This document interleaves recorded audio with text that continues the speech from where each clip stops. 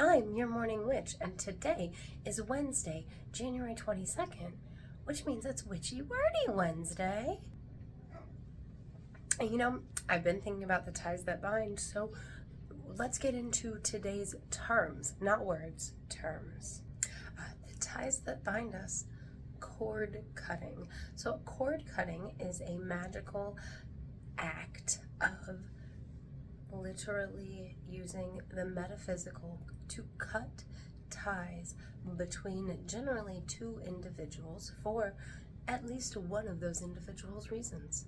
Now, for all of our terms today, I'm not getting into ways of doing it. I'm getting into what the term means. Releasing ties and attachments. It's not the same as a cord cutting. It is the act of verbally releasing, telling that energy that you want it gone from you. That is what releasing attachments is. It is not the same as a cord cutting. Releasing ties is the same thing. It is not a cord cutting.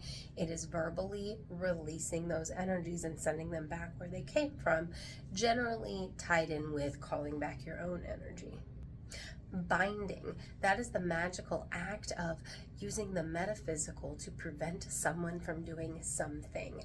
As we've all seen the craft, probably, Nancy is bound from harming herself and others.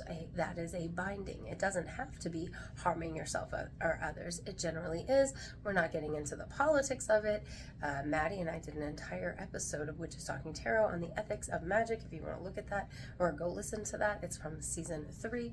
Feel free. That's not what we're getting into today. Line with a binding, it's very opposite. A hand binding, also known as a hand tying, or more appropriately known as a hand fasting, or also known as tying the knot.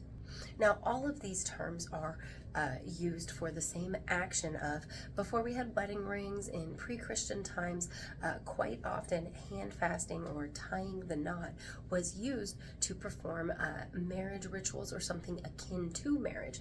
Sometimes hand fasting was done only for a specific period of time. Quite often, traditionally, you'll see in stories like a year and a day, and that is accurate. That would happen because it would give both parties time to see if that's what they really wanted. You can think of it as an engagement, but it wasn't. It was more sincere, more binding than an engagement is. But you can think of it that way if you want, because some of them were temporary, but especially contemporarily, usually they are intended to be long-lasting, and hand fastings in olden times also were long-lasting. They just had those year and a day ones for trying things out, which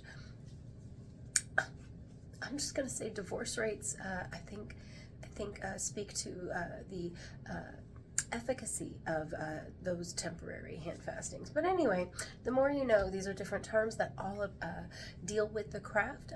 Some of them are negatively seen, some are positive, but either way, they're all parts of the craft, and they all go, I think, in hand with the term that's been on my mind of the ties that bind. So have a happy Wednesday.